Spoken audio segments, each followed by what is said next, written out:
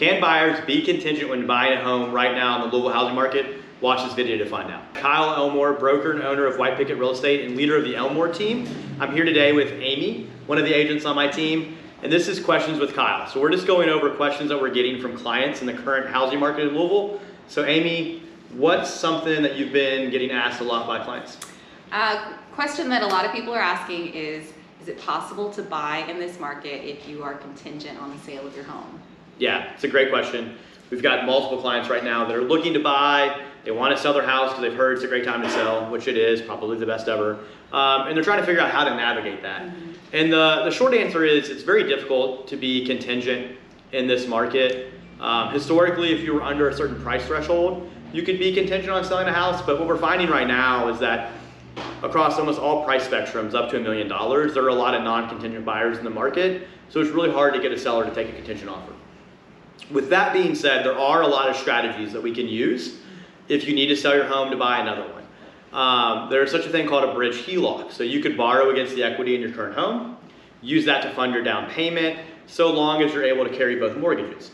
But that's been an option that I have several clients right now that are doing. So they're borrowing against their equity, using that for their down payment on their next house. We'll move them into the new house, and then we'll sell their house on the back end of this. So that's one option.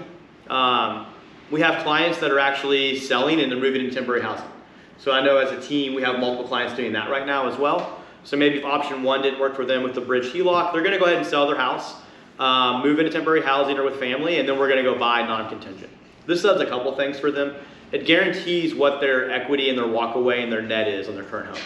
So if we go ahead and sell now, you know what you're gonna get. You have those funds available to go and buy confidently, not worried about what your house is gonna sell for. So I think this strategy makes sense for a lot of people. It's disruptive in that you might have to move twice.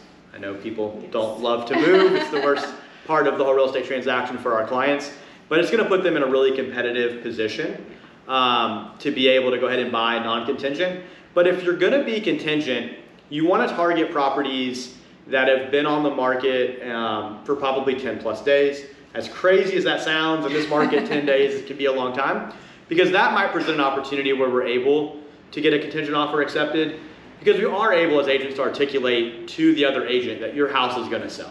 Yeah. And when you work with the Elmore team, we're gonna have a game plan for your house. So if we're contingent and we're making a contingent offer, we can go to that agent, we can go, here's how we've priced it, here's the CMA data, here's how we're gonna market it, here's our marketing plan, here's the photography, here's everything they're gonna do, and they know and have confidence that we have a great plan to sell your property.